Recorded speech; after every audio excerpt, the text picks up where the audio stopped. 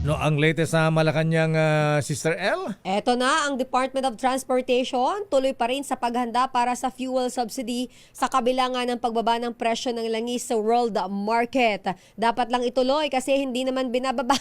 RH14, Ms. Leth Narciso. Ms. Leth? Sister Ella Kay, hindi tumitigil ang Department of Transportation sa pagpaplansya ng mga detalye at panuntunan para sa pagpapatupad ng fuel subsidy sa mga sektor na apektado ng oil price hike. Ito'y kahit pa sinabi ni Pangulong Ferdinand Marcos Jr. na baka hindi na kailanganin ang fuel subsidy dahil bumaba ang presyo ng langis sa world market. Sa bagong Pilipinas ngayon, tiniyak ni LTFRB spokesperson Attorney Ariel Inton na nakahanda pa rin ang gobyerno na magbigay ng subsidiya sa mga PUV driver at operators. Ayon kay Inton, sa ngayon ay isinasapinal pa rin ng DOTR ang mga detalye kung sino ang maaaring makatanggap ng fuel subsidy, saan ipamamahagi at kailan sisimulan ang distribusyon.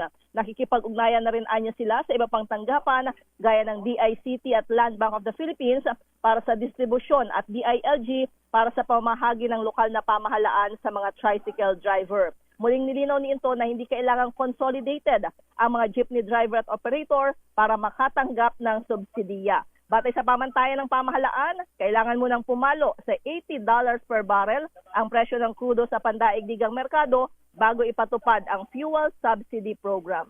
Ito si Leth Narciso para sa DZRH. Ito sa Pilipinas, una sa Pilipino. Yes, Sakay. Para ma-resolve yung problemang yan, isa lang ang solusyon yan eh. Eh, sabi nga natin Tatawag, call a friend.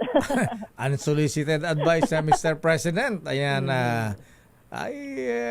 ayan yung magkape sa Malacanang, tawagan lang yung mga Lord of the Owls. Ayan, tapos. Ayan.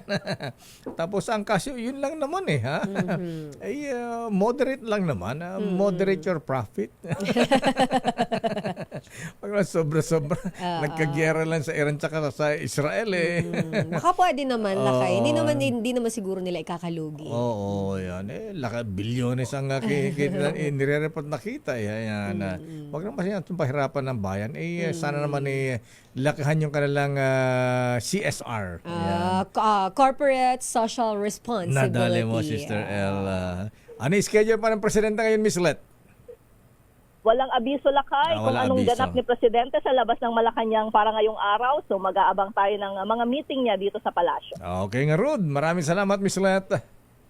Balik sa inyo, Lakay at Sister L. Daming